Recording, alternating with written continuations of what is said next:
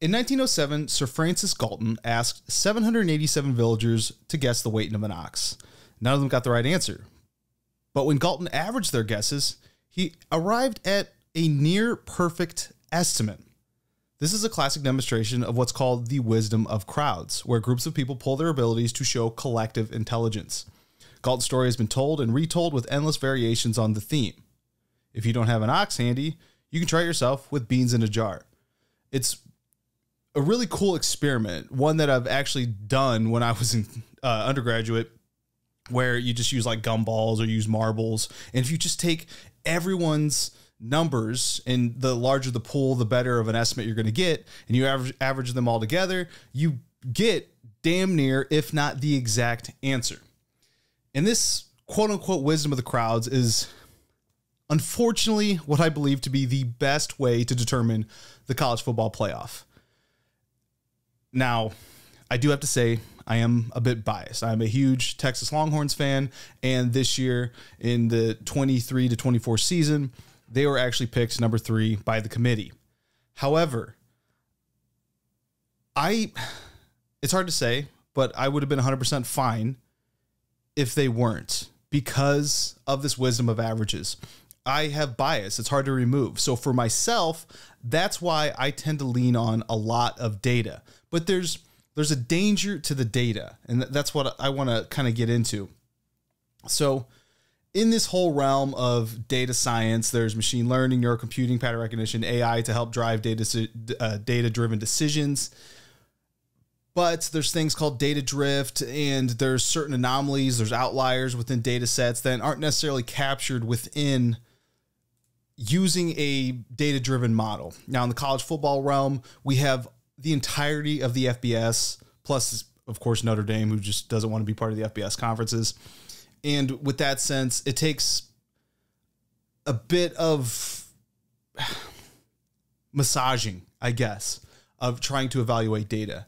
Now, we know that the College Football Playoff Committee does have certain elements that you're supposed to look at. So on their website, they have principles. The selection committee will select teams using a process that distinguishes among otherwise comparable teams by considering conference championships won, strength of schedule, head-to-head competition, comparative outcomes of common opponents, and other relevant factors, such as this year, especially with FSU and the injury of Jordan Travis, unavailability of key players and coaches that may have affected a team's performance during the season or likely will affect its postseason performance. However, that is just an example of these other relevant factors. They talk about the voting process, number of teams to be ranked, so on and so forth. They do have individuals that are point persons to gather as much information to send the 13 committee members that they can evaluate. But there's no way, like right here, number 7 metrics, there will be not one single metric to assist the selection committee. Rather, the committee will consider a wide variety of data and information. I believe it starts off at least somewhere that this is not a science, but more of an art. So there's a lot of room for interpretation in any which manner for a committee member to make their ranking system. However, there's 13 individuals on there, and people can say there's SEC bias, there's bias towards this, bias towards brands and whatnot. But when you look at the different committee members and you click on them, like Mark Harlan, for example, let's look at his bio. Current occupation, athletic director of the University of Utah.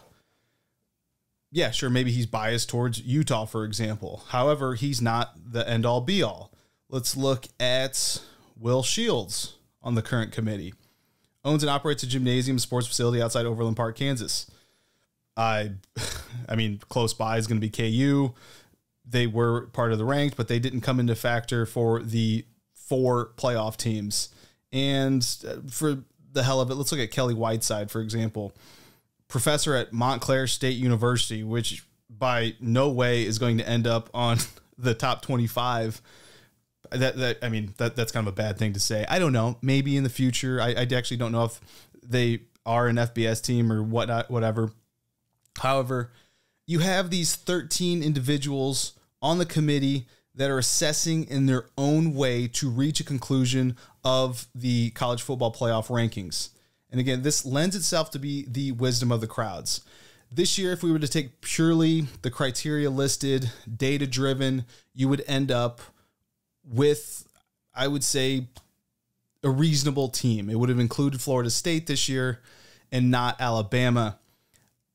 However, it does lend itself again to the art of what is the purpose? What's the underlying why of college football playoffs? It is to allow the best team to win. And I'm not going to make any conclusions or provide my own rankings or any insight. A lot of pundits out there were kind of posting some head-scratching rankings. They were making arguments in one sense or another. There is like this core tenet of what needs to be followed, but there is that additional art, the evaluation, what's current state, something that data by itself really can't give you the appropriate parameters. Now we go into the argument of, if we had just like established parameters, there should be no argument. But again, you're not going to have, like in the NFL, a great sample size of head-to-head matchups because there's only a certain amount of teams. In the FBS, we've got teams that will just never play one another. But so how do you evaluate one for one? You can say there's common opponents, but everyone's going to have like their own quote-unquote opinion. Just to get away from this, you have as many committee members. 13 may not be enough. Maybe you double it. Maybe it goes to 20. But the more you have, the better the wisdom of the crowds can work in the favor of determining who the appropriate teams are. And again, the underlying why, we want the best team in college football to be the national champion. And the way to do that is evaluation metrics outside of data, which hurts to say for myself because I am very, very much, probably to a fault, a very data-driven individual. Is this going to change with the 12-team playoff? Nope, not at all. What's going to happen is now you're going to be in that 11, 12, 13, 14, 15 spot, and that's going to be the argument of who in those areas should be getting in. We can just continue to get more mature, I guess, in the evolution. Transparency of voting could be something that may or may not help. I don't know. Thinking about it, really, I just care about the end answer. And it removes as much bias as possible and gives that just additional factor for determining the right teams. Not everyone's going to agree with it, but we all have to accept it.